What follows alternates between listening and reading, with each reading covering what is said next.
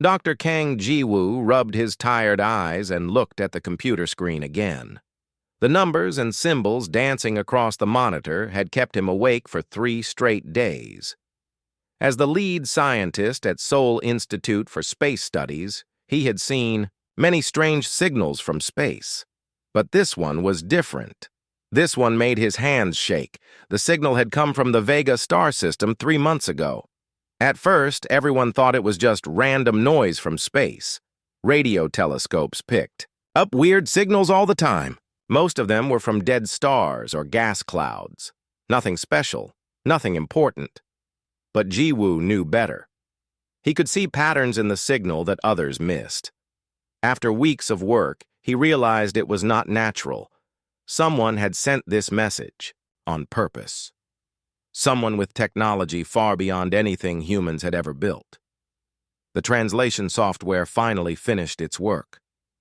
Jiwoo stared at the screen, his heart pounding in his chest. The message was not what anyone expected. It was not a greeting from friendly aliens. It was not an invitation to join some galactic community. It was something much worse. It was a shopping list. The message contained thousands of entries, each describing a different species from across the galaxy. Next to each species was information about their bodies, how smart they were, how fast they could breed, and most importantly, how much they were worth as slaves. Jiwoo found Earth in the list. His blood turned cold as he read the entry about his own species. Humans were classified as Level 3 workers with good adaptation skills and medium fighting ability. The report noted that Earth had 8 billion people who could be used for building projects in the outer territories. The worst part was a note at the bottom of Earth's entry. It said that several collection fleets were already traveling toward Earth. The first ships would arrive in less than 2 years. Jiwoo picked up his phone with shaking fingers. He needed to call Commander Park Min-ho at the Space Defense Force. This was bigger than just one scientist could handle. This was about the survival of every person on Earth. Commander Park listened to Jiwoo's report without saying a word. When the scientist finished talking, there was a long silence on the phone. Finally, Park spoke in a quiet voice. "Are you sure about this translation?" "I checked it 50 times, Jiwoo replied. "I had 3 other teams verify the work. There is no mistake. We are on a slave traders list, and they are coming to take us." Park was quiet again. As a military man, he had trained for many types of threats, enemy countries, terrorists, natural disasters. But no one had ever prepared him for this. How do you fight an enemy from another star system? How do you protect 8 billion people from aliens with technology beyond human understanding? "I need to see this report immediately," Park said. "Can you bring it to the Defense Center?" 1 hour later, Jiwoo sat in a secure meeting room deep underground. Around the table were the most important military and government leaders in South Korea. General Kim Sun-ho looked at the translated message with growing anger. Dr. Yoon Ha-young, the country's best military strategist, kept shaking her head in disbelief. "This changes everything," Dr. Yoon said finally. "If this message is real, then we are not alone in the universe, and we are definitely not safe." General Kim stood up and walked to a large map on the wall. According to this alien message, dozens of worlds have already been attacked. Entire civilizations have been enslaved or destroyed. And now they are coming for us. "But we have time," Commander Park pointed out. "Almost 2 years before they arrive. We can prepare." "Prepare how?" General Kim asked.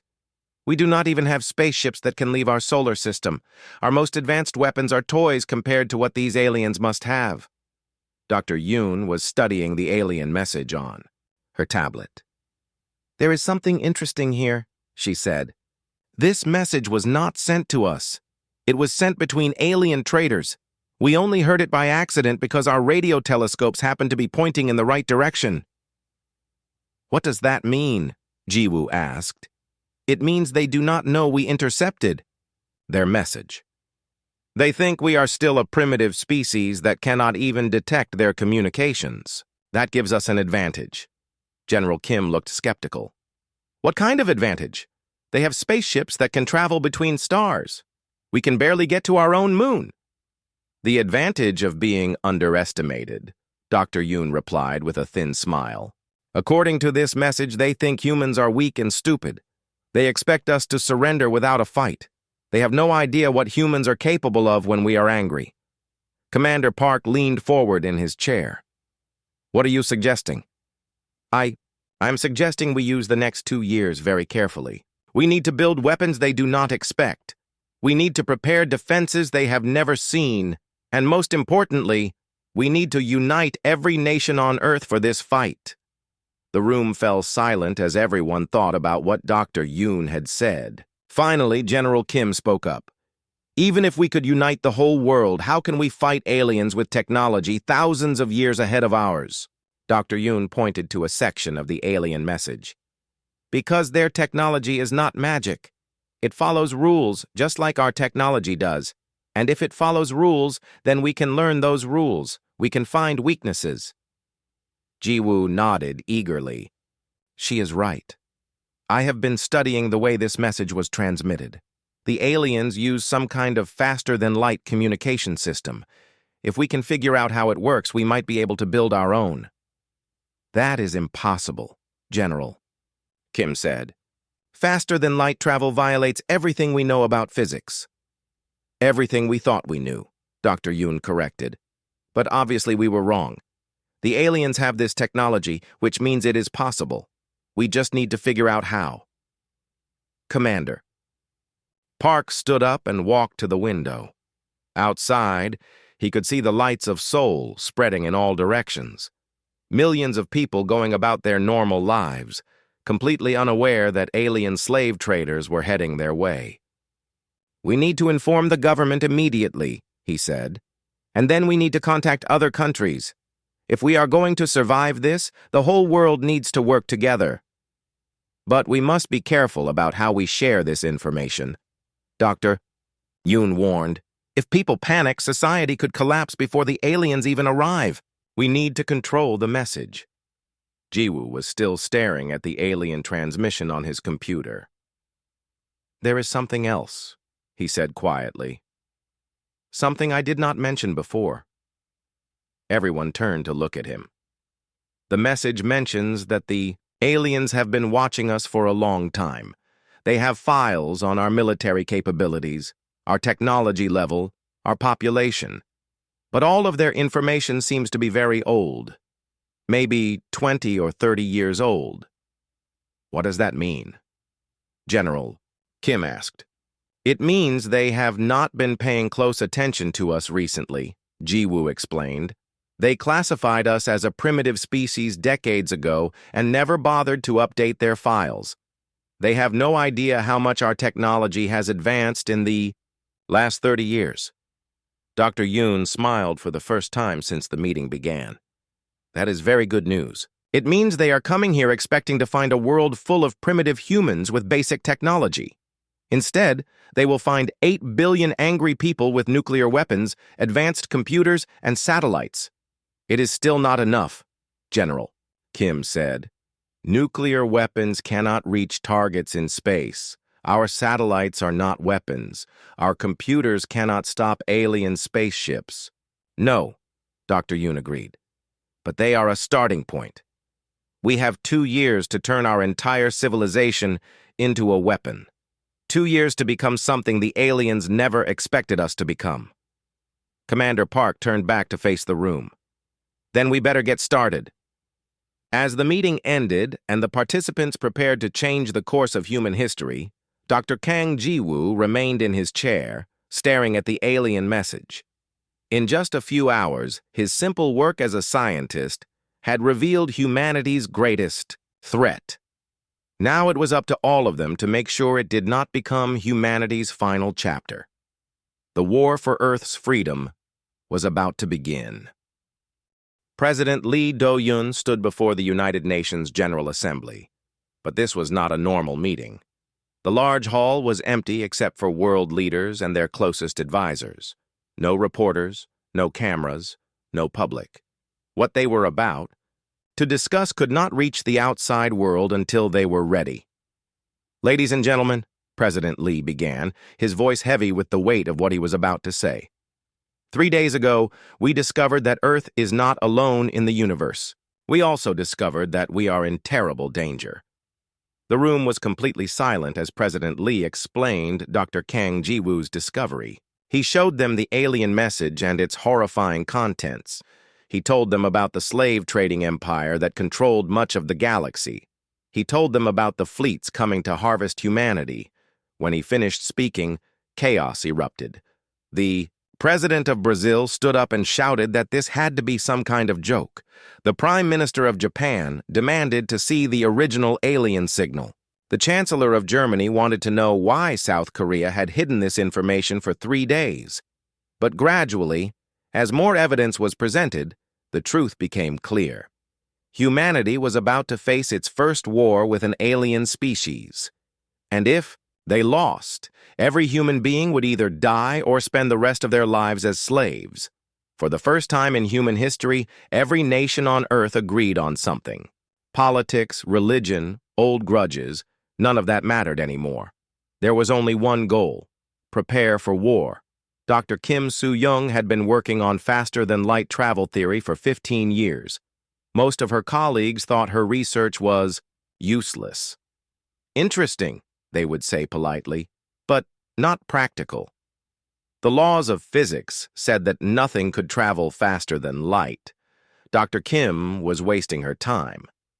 But now, everything had changed. Dr. Kim found herself in charge of the most important scientific project in human history. Every government on Earth was giving her unlimited money and resources. The best scientists from every country were being sent to work with her. "We know it is possible," Dr. Kim explained to her new international team. "The aliens are using faster-than-light technology to travel between stars. We just need to figure out how they do it." Working beside her was engineer Choi Jin-woo, who had designed South Korea's most advanced satellites. He was studying the alien signal, trying to understand the technology that had sent it across space. The signal shows some kind of space-time distortion, Jin-woo explained to the team. "It is like the aliens are bending space itself to make their messages travel faster than light. If we can understand this technology, we might be able to build our own faster-than-light ships." Dr. Kim nodded. "But we only have 18 months. Maybe less. We need to learn in 1 year what took the aliens thousands of years to develop." Meanwhile, in underground military bases around the world, General Oh Jung-ho was overseeing the largest military buildup in human history. Every factory that used to make cars was now making weapons. Every company that built computers was now building military equipment. Every scientist who used to work on peaceful projects was now working on ways to kill aliens. "We do not know what their ships look like," General Oh explained to his international staff. "We do not know what their weapons can do. We do not know how their technology works. But we do know one thing. They think we are weak and primitive." "How does that help us?" asked General Martinez from Mexico. "Because they are wrong," General O replied with a grim smile. "Humans are not weak, we are not primitive, and we are definitely not easy to kill. They are coming here expecting to find helpless victims. Instead, they will find the most dangerous species in the galaxy."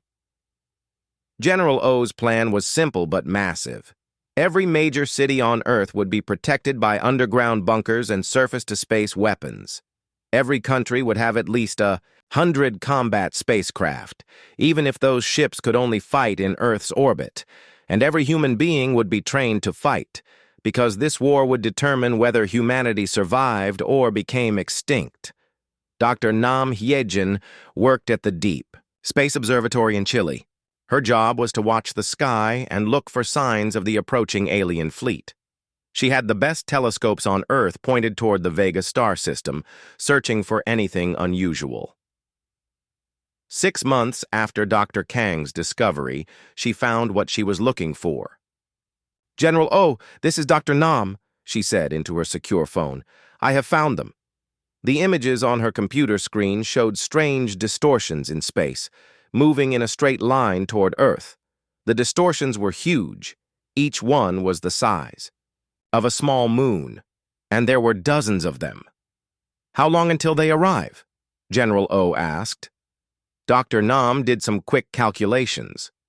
"Based on their current speed, they will reach our solar system in 14 months. But General, there is something else.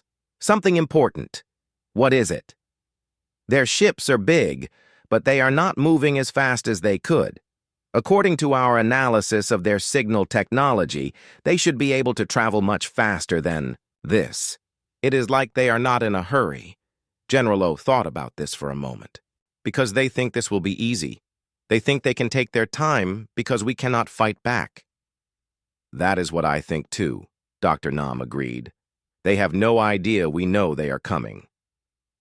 As months passed, Earth transformed into something the aliens had never seen before, a unified planet preparing for war. Countries that had been enemies for centuries now shared their most advanced weapons technology. Scientists who had spent their careers competing with each other now worked, side by side 18 hours a day. Dr. Kim Soo-young made the first breakthrough 8 months after the project began. Working with data from the alien signal, her team managed to create a small space-time distortion in their laboratory. It only lasted for a few seconds and only moved a pencil 1 meter. But it proved that faster-than-light technology was possible. "For humans, it is like riding a wave," Dr. Kim explained to the International Science Committee. "The aliens create a bubble of distorted space-time around their ships. The bubble moves faster than light, carrying the ship with it. Space and time are not broken. They are just bent." Engineer Choi Jin-woo immediately began designing ships that could use this technology. "We cannot build ships as advanced as theirs," he admitted. "But we do not need to. We just need ships that can fight in our own solar system. We need to make it impossible for them to land on Earth." The first human faster-than-light ship was completed just 2 months before the aliens were expected to arrive. It was small, crude, and could only travel short distances before its engine burned out. But it worked. Humanity now had access to the same basic technology that powered the alien empire. During this time, something amazing happened to human society. Crime rates dropped to almost zero. Every person on Earth understood that their survival depended on working together. Factories ran day and night, but workers did not complain about long hours. Scientists pushed themselves to exhaustion, but no one asked for breaks. Everyone knew what was at stake. The world economy did not collapse under the strain of military preparation. Instead, it evolved into something new. Money became less important than resources. Profit became less important than survival. For the first time in human history, every person on the planet was working toward the same goal. General O's military preparations were equally impressive. Hidden in mountains and underground bunkers, humans had built thousands of weapons that could attack targets in space. Some used nuclear power. Others used lasers or particle beams. Many used simple kinetic energy, shooting massive projectiles at incredible speeds. "The aliens expect us to fight like a primitive species," General O explained to his commanders. "They expect swords and arrows. Instead, they will face nuclear weapons and laser cannons. They expect us to be helpless. Instead, they will find that every human being on this planet is ready to fight to the death." Dr. Nam Hyejin continued watching the approaching alien fleet. As they got closer, her telescopes could see more details. The alien ships were enormous. Some were the size of cities. They moved in perfect formation, confident and unhurried. "They still do not know we can see them coming," she reported to General O. "Their ships are not hiding. They are not taking any precautions. They really do think this will be easy." 2. Weeks before the aliens were scheduled to arrive in Earth's solar system, President Lee Do-hyun made his final speech to the world leaders. "In 2 weeks, humanity will face its greatest test," he said. We do not know if we will win this war. We do not know if any of us will survive. But we do know one thing. We will not go quietly into slavery. We will not surrender our children to alien masters. We will fight with every weapon we have, every ship we have built, and every breath in our bodies. If we lose this war, let the aliens remember that humanity did not die easily. Let them remember that we made them pay a terrible price for every human life they took. And let them remember that as long as one human being draws breath, the fight for our freedom will continue.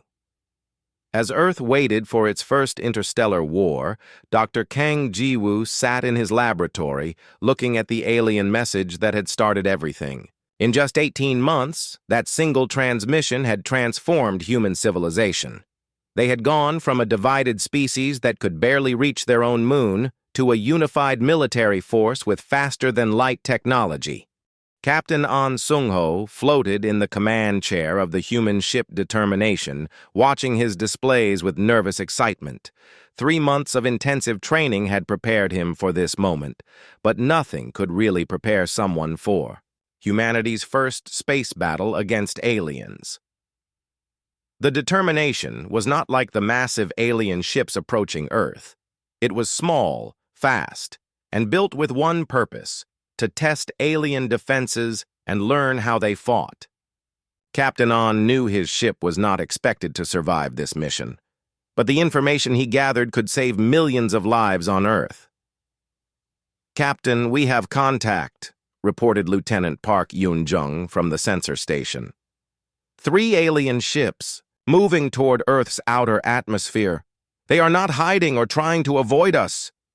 Captain An studied the alien vessels on his main screen. They were beautiful in a terrifying way, smooth, curved shapes that seemed to flow through space like swimming fish. Each ship was 10 times larger than the Determination and glowed with strange energy. "They think we are no threat," Captain An said to his crew. "Let us prove them wrong. All weapons ready. Target the smallest ship first." On the alien flagship, Commander Velthak was reviewing the data on this primitive world. According to his files, the species called humans had not even developed faster-than-light travel. They were barely capable of reaching their own moon. "This collection operation should be finished in a few days. Commander," his navigation officer reported, "we are detecting a small object approaching our position. It appears to be some kind of primitive spacecraft." Velthak looked at his display with mild curiosity. The human ship was tiny compared to his vessels.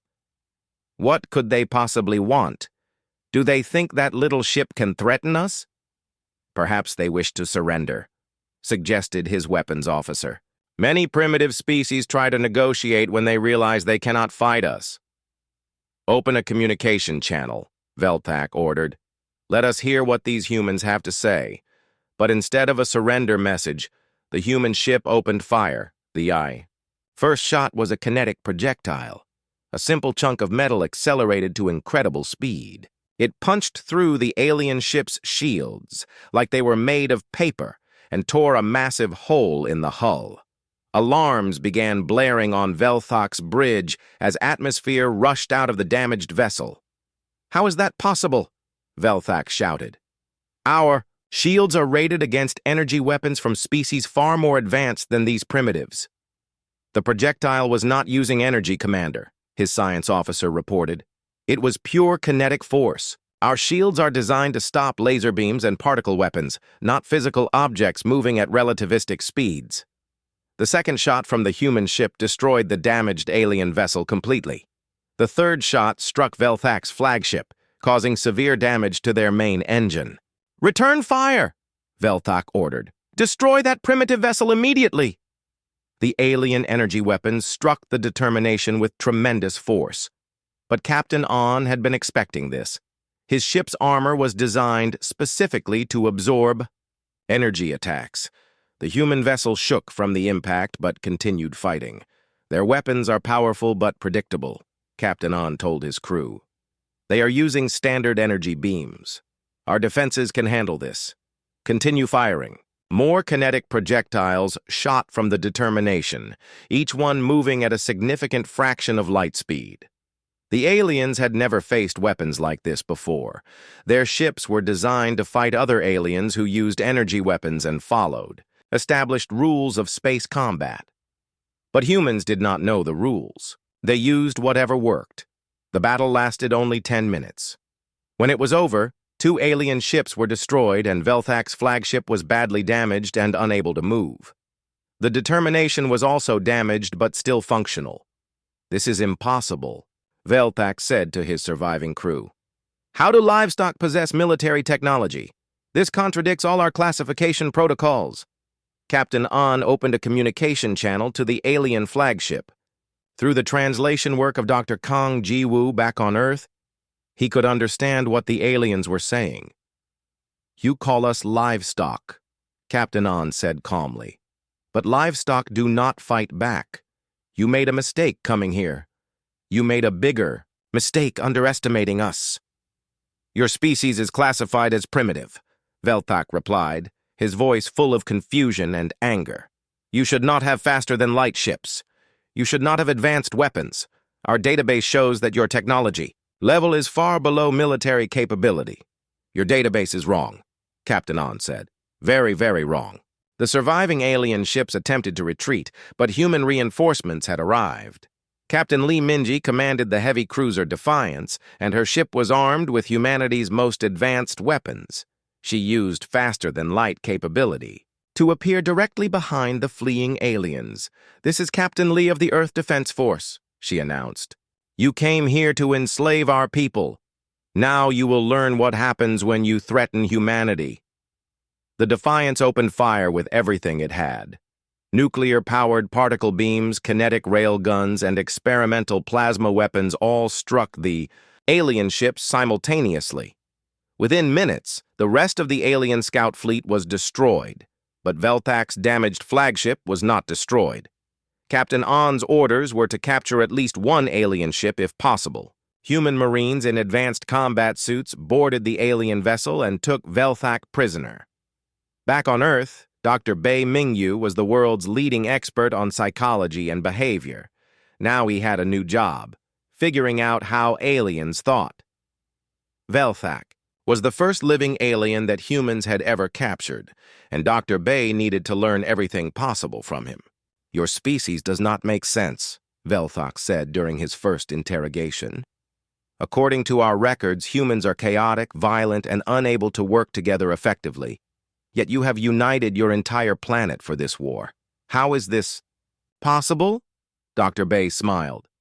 "You are right that humans are chaotic and violent, but you do not understand what that means. When we are threatened, our chaos becomes creativity. Our violence becomes determination. And when something threatens all of humanity, we stop fighting each other and start fighting the real enemy." Through many conversations with Velthak, Dr. Bei learned the truth about galactic civilization. The hegemony had controlled most of the galaxy for thousands of years. Their method was simple: find primitive species, classify their capabilities, and then either enslave them or destroy them before they could become dangerous. "We have done this to hundreds of species," Velthak explained. "Most surrender immediately when they see our ships. A few try to fight, but they use the same basic tactics and technologies as every other species. You humans are different." "Different how?" Dr. Bei asked.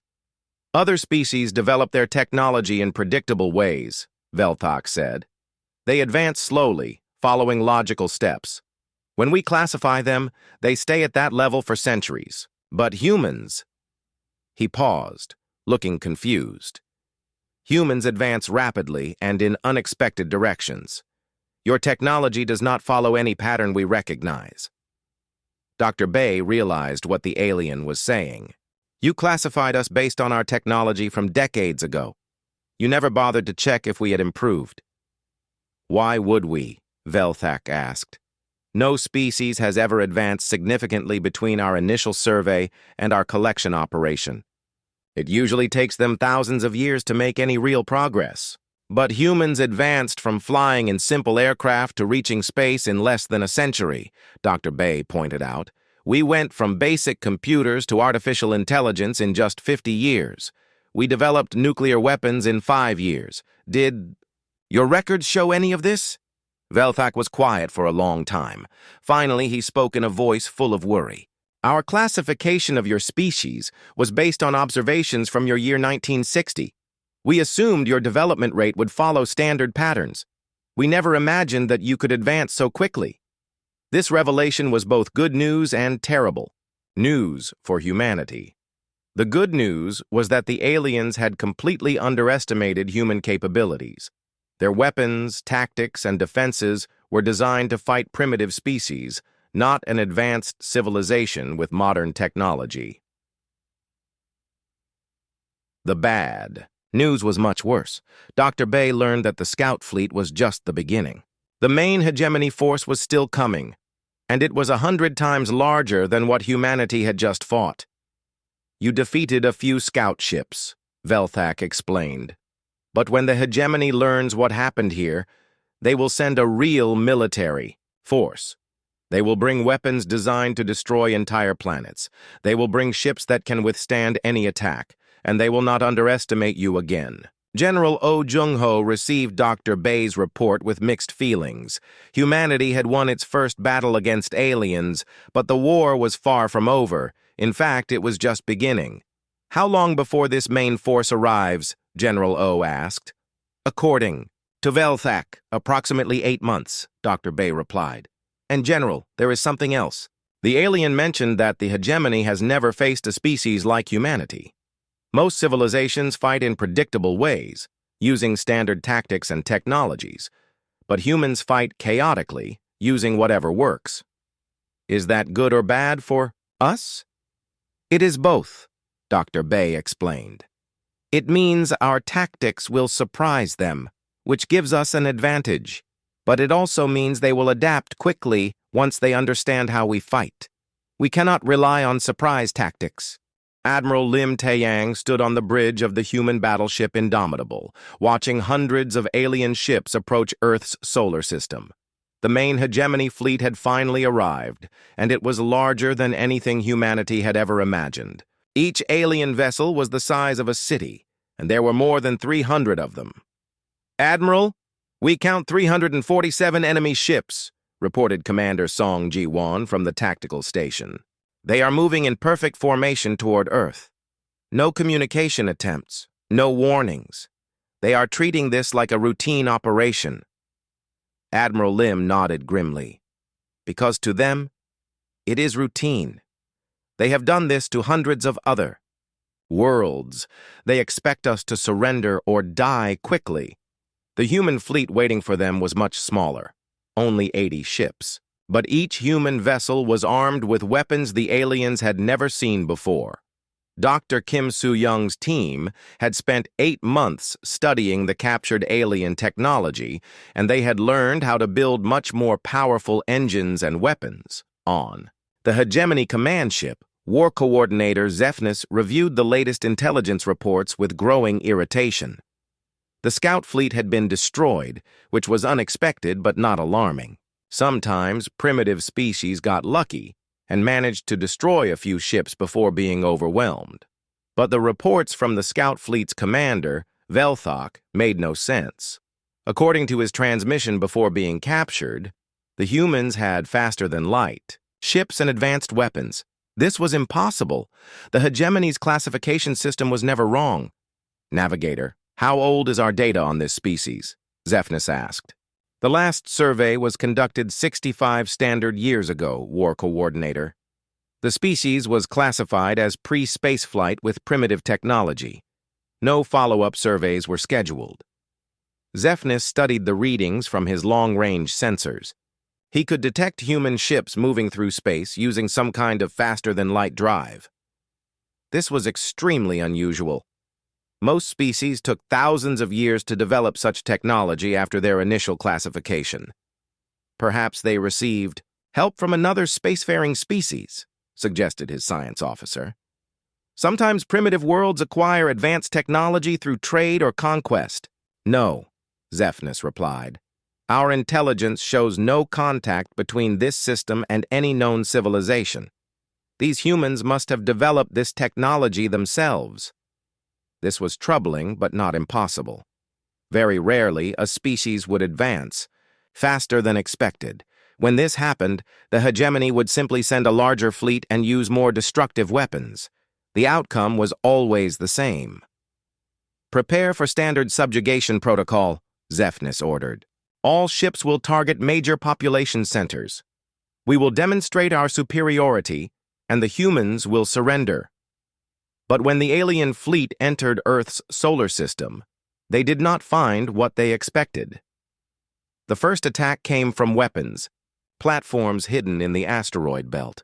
Massive railguns powered by nuclear reactors fired projectiles the size of cars at incredible speeds. The aliens' energy shields were useless against pure kinetic force. "War Coordinator," his tactical officer shouted.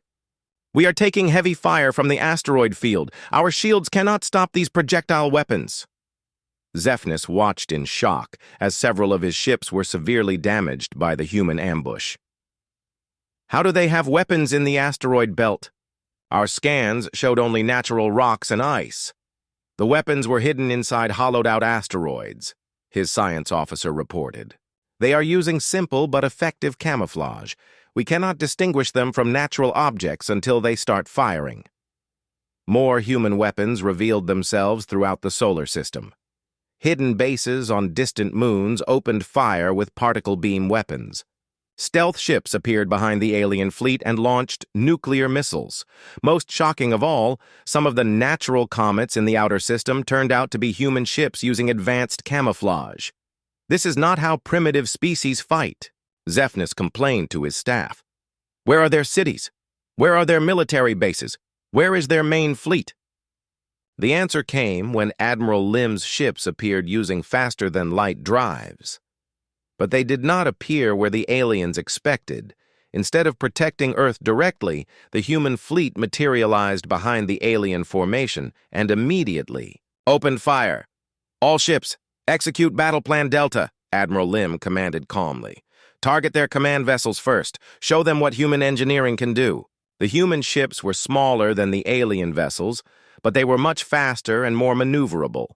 They used hit-and-run tactics, appearing suddenly to attack and then disappearing before the aliens could respond effectively. Dr. Song Yoonji, now serving as Earth's chief alien technology expert, had spent months studying the captured hegemony equipment. Her analysis had revealed a crucial weakness. Alien technology was incredibly advanced, but also incredibly specialized. Their weapons are designed to fight energy-based defenses, she had explained to Admiral Lim. Their shields are optimized against laser and particle beam attacks. Their tactics assume they will face enemy ships that fight like they do. But we do not fight like they do. Human ships used kinetic weapons that punched through alien shields. They used nuclear explosions that overwhelmed alien sensors. Most importantly, they used tactics that no civilized species would ever consider. When the hegemony ship Eternal Dominance was surrounded by human vessels, its captain tried to surrender according to galactic military protocol. But the humans did not know about galactic military protocol. They kept attacking until the alien ship was completely destroyed. "They do not accept surrender," reported Captain Velnoth from the alien ship's supreme authority. "They are destroying ships that have already yielded." War Coordinator Zephnis could not understand what he was seeing. In thousands of years of galactic warfare, enemies had always followed certain rules. Ships that surrendered were captured, not destroyed. Civilian areas were avoided during battles. Military campaigns followed predictable patterns, but humans ignored all of these rules. They attacked everything that moved. They used their own ships as weapons, ramming them into alien vessels at high speed. They seemed to prefer destroying enemy ships rather than capturing them. The Battle of Luna was the worst shock for the aliens. When Lieutenant Colonel Han Jung-wook led a boarding action against the hegemony dreadnought Infinite Conquest, his troops fought through the ship's corridors with a savagery that terrified the alien crew. The aliens were used to civilized warfare. where boarding parties tried to capture key areas with minimal casualties. But the human Marines fought as if they were trying to kill every alien on the ship. They used explosives in confined spaces, they attacked wounded enemies, and they seemed completely unconcerned about their own safety. "They fight like wild animals," reported the alien commander as his crew retreated in panic. "They show no concern for their own lives. How can we fight an enemy that does not fear death?" This was exactly what Dr. Yoon Ha-young had predicted months earlier. Humans had one advantage that no other species in the galaxy possessed. They were completely unpredictable. They did not follow the established rules of galactic civilization because they did not know those rules existed. Engineer Kwon Sang-yuk achieved another breakthrough during the battle. Working with captured alien faster-than-light drives, he successfully built improved human engines that were faster and more reliable than the alien versions. "Their technology is very advanced," he reported to Admiral Lim. "But it is also very conservative. They have been using the same basic designs for thousands of years. Our technology is newer and more experimental, which makes it more effective in some ways." Human ships began appearing throughout the outer solar system, attacking alien supply lines and reinforcement fleets. Each victory brought more alien technology into human hands, and human engineers quickly adapted and improved everything they captured. The aliens found themselves fighting an enemy that learned faster than they could adapt. Every tactic the hegemony tried, the humans found a counter-tactic. Every technology the aliens used, the humans figured out how to build a better version. But the worst discovery came when Dr. Im Na-young's intelligence team intercepted alien communications. The battle in Earth's solar system was not the full hegemony military force. It was just a sector fleet, a small part of a much larger empire. "Admiral," Dr. Im reported during a brief break in the fighting, "we have decoded alien strategic communications. This fleet represents only about 1% of total hegemony military strength. When they realize they are losing here, they will send reinforcements that outnumber our current enemies by a factor of 100.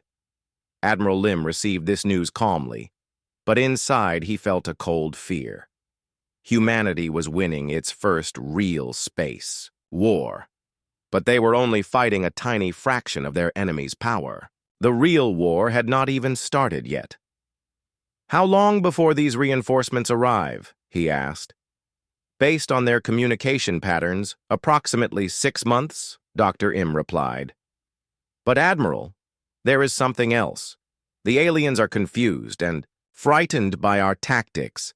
Their communications show that they have never faced an enemy like us before. Is that good or bad for us?" "Both," Dr. Im said. "It means we have advantages they did not expect. But it also means they are learning about us very quickly. The next fleet they send will be prepared for the way humans." Colonel Park Ji-soo checked her equipment one final time as her strike team prepared to enter faster-than-light travel. They were aboard the captured alien ship Silent Victory, which had been completely rebuilt with human technology and weapons. Their mission was simple, but extremely dangerous. Attack the Hegemony Command Center in the Proxima Centauri system and gather intelligence about the alien empire. "Remember, we are not just fighting for Earth anymore," Colonel Park told her crew. "We are fighting for every enslaved species in this galaxy. Today we take the war to their home territory." The journey to Proxima Centauri took only 6 hours using the improved, faster-than-light drive that engineer Kwon Sang-hyuk had built. But when they emerged from FTL travel, the humans found something much bigger than they had expected. The Proxima system was not just a military base. It was the center of a massive network that controlled dozens of star systems. Automated space stations monitored every planet within 50 light years. Communication relays carried orders from hegemony commanders to their forces throughout this sector of the galaxy. Dr. Yang Min-seo, the mission's chief scientist, studied the alien installations with amazement and horror. "Colonel, this is incredible. The hegemony controls space itself. Every ship that moves through this region is tracked by their sensors. Every planet is monitored by their satellites. No wonder they have ruled the galaxy for so long. Can we fight a system this large? Asked Major Shin Hyun-woo, the team's electronic warfare specialist. Colonel Park looked at the displays showing hundreds of alien installations spread throughout the star system. A direct attack would be suicide, but there might be another way. Dr. Yang, you said the aliens control everything through this network. What happens if the network stops working? Dr. Yang thought about this for a moment. If their communication system fails, their commanders cannot coordinate their forces. If their monitoring stations go offline, they become blind. If we can disrupt their network, we can turn their greatest strength into their greatest weakness. Major Shin smiled grimly. I have been waiting my entire career for a target like this. Their network is incredibly advanced, but it is also incredibly complex. Complex systems have many points of failure. Working together, Dr. Yang and Major Shin began analyzing the alien network. They discovered that the hegemony had built their system to be completely reliable and totally secure. But they had never considered the possibility that someone might try to introduce deliberate chaos into their communications. Their network is designed to handle equipment failures and communication errors, Major Shin explained.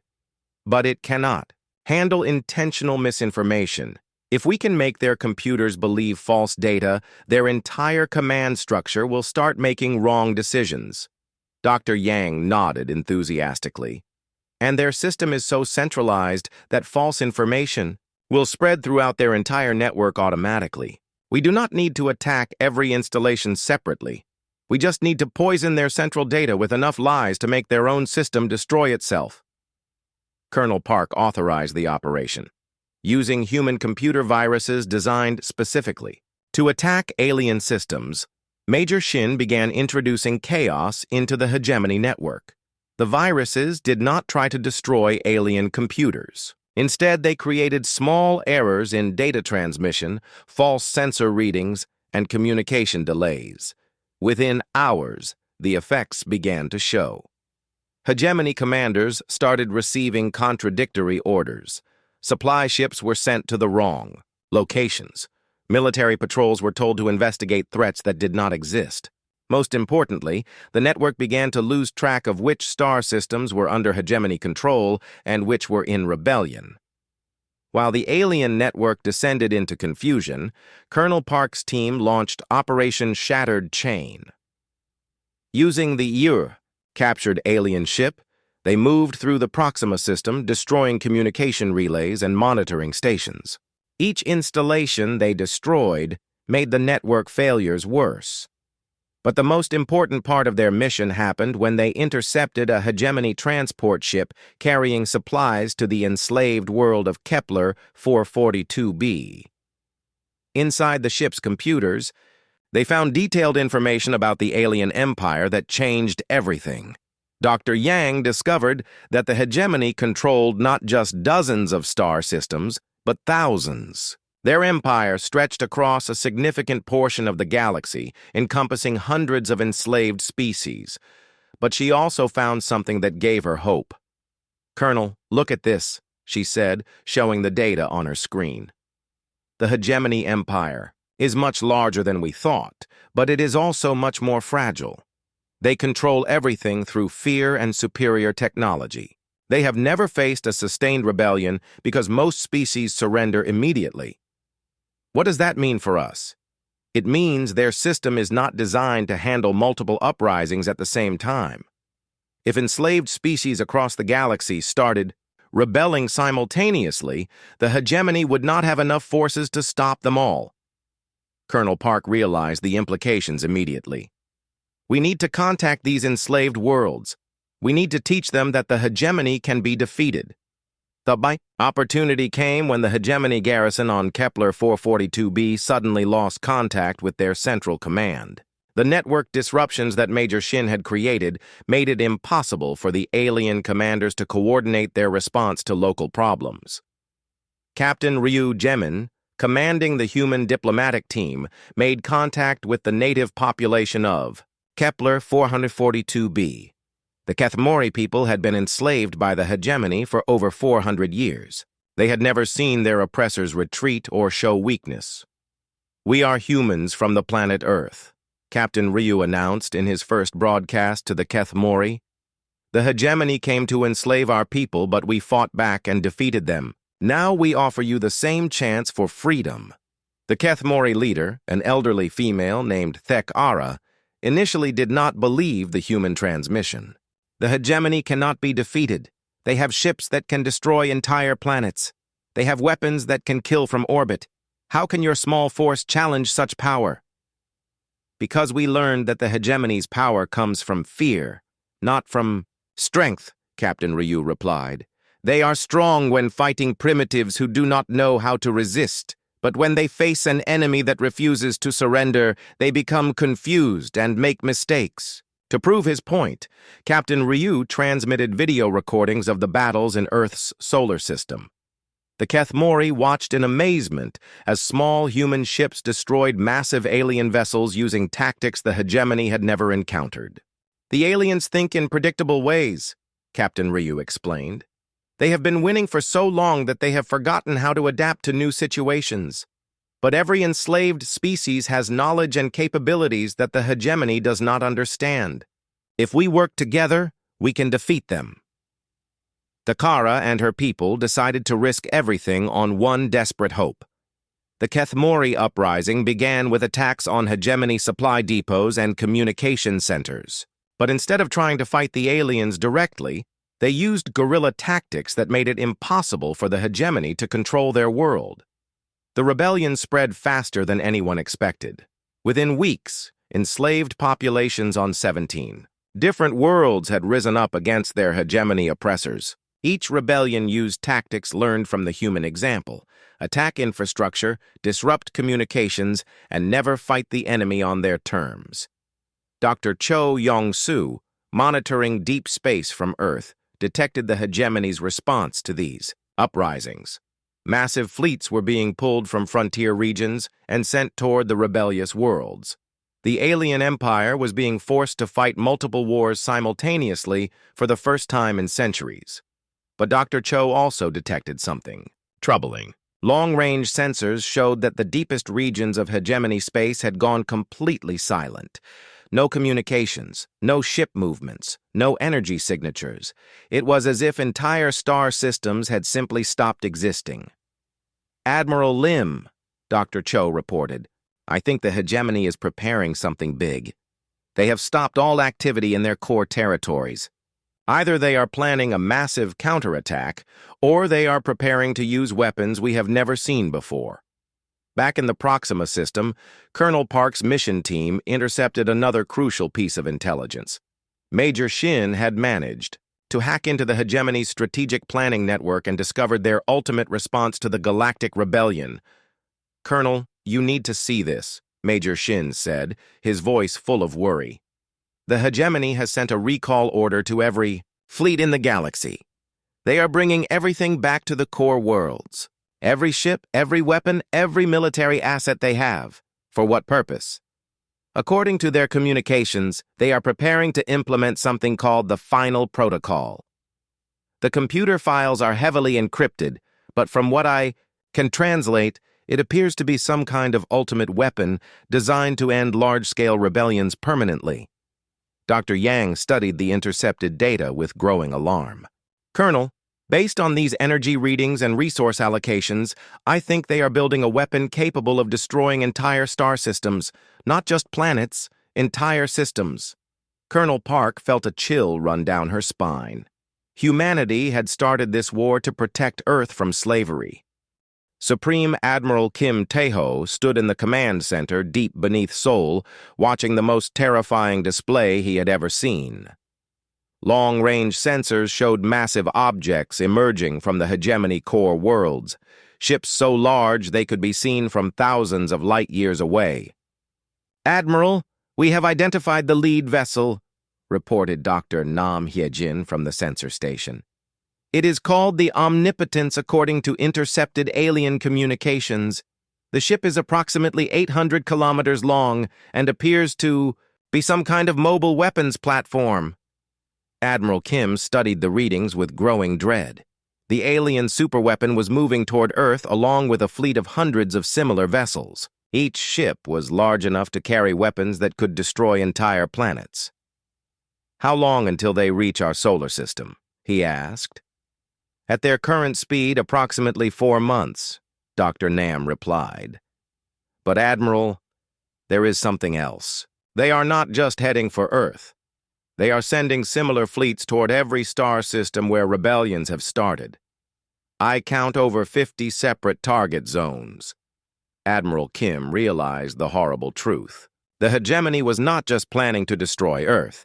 They were planning to destroy every world that had dared to rebel against their rule. It would be genocide on a galactic scale. Dr. John Hyerim, the chief xenologist working with alien refugees, brought even worse news. "Admiral, we have received communications from several liberated worlds. The hegemony has issued an ultimatum to every species in the galaxy. Surrender immediately and return to slavery, or be completely exterminated." "What are the other species doing?" "Most are terrified," Dr. John replied sadly. "Some worlds are already surrendering, hoping the hegemony will spare them. But others are asking us what to do. They want to keep fighting, but they do not think they can survive what is coming." Admiral Kim felt the weight of the entire galaxy's future pressing down on him. Humanity had started this rebellion to save themselves from slavery. Now their actions had put hundreds of species at risk of complete extinction. But giving up was not an option. If they surrendered now, the hegemony would ensure that no species ever rebelled again. Every intelligent being in the galaxy would live in slavery forever. "Send a message to all rebellious worlds," Admiral Kim ordered. "Tell them that humanity will not abandon them. We started this fight together, and we will finish it together." Dr. Lee Sujin had been working day and night. In her laboratory, studying biological samples from captured hegemony personnel. As Earth's leading expert on alien biology, she was trying to find some weakness that could be exploited in the coming battle. "Admiral, I think I have found something," she announced during an emergency science meeting. "The hegemony species that rule the Empire have extremely long lifespans. They live for thousands of years. But this longevity comes from artificial genetic modifications, not natural evolution." "What does that mean for us?" Admiral Kim asked. "It means their extended lifespans depend on specific cellular repair mechanisms that we can potentially disrupt. Working with alien scientists from liberated worlds, I have developed a biological weapon that specifically targets these repair systems." Dr. Yang Minseo, who had returned from the Proxima mission, immediately saw the implications.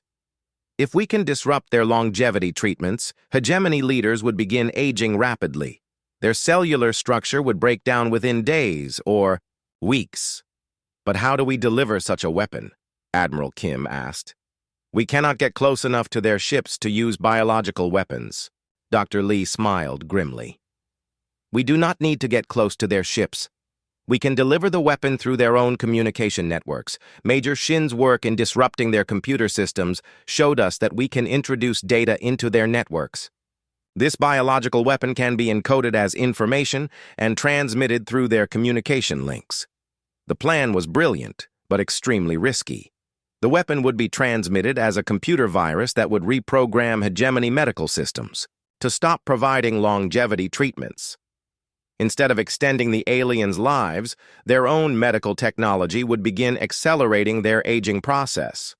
But for the plan to work, they needed access to the hegemony's central communication network. And that network was protected by the massive fleet approaching Earth. "We need to let them get close," Admiral Kim realized. "We need them to feel confident enough to link their communication systems with their forces already in our solar system." Captain Mo Soyeon commanded the newest human dreadnought, the Indomitable. Her ship was equipped with the most advanced weapons humanity had ever built, including experimental systems that used captured alien technology. But even with all of their improvements, The human fleet was vastly outnumbered by what was coming. "Captain, we are receiving communications from allied species throughout the galaxy," reported her communications officer. "The Kethmori, the Veltar, the Zinkari. All of them are sending whatever ships they can spare to help defend Earth." Captain Mo felt a surge of emotion as she watched the tactical display fill with ships from dozens of different species. None of them had advanced military technology. Most of their vessels were converted civilian ships with improvised weapons, but they were coming to fight alongside humanity against impossible odds. "This is Captain Mo of the Earth ship Indomitable," she broadcast to the Allied fleet. "You have traveled across the galaxy to stand with us in this final battle. Your courage honors not just your own species, but every intelligent being who dreams of freedom."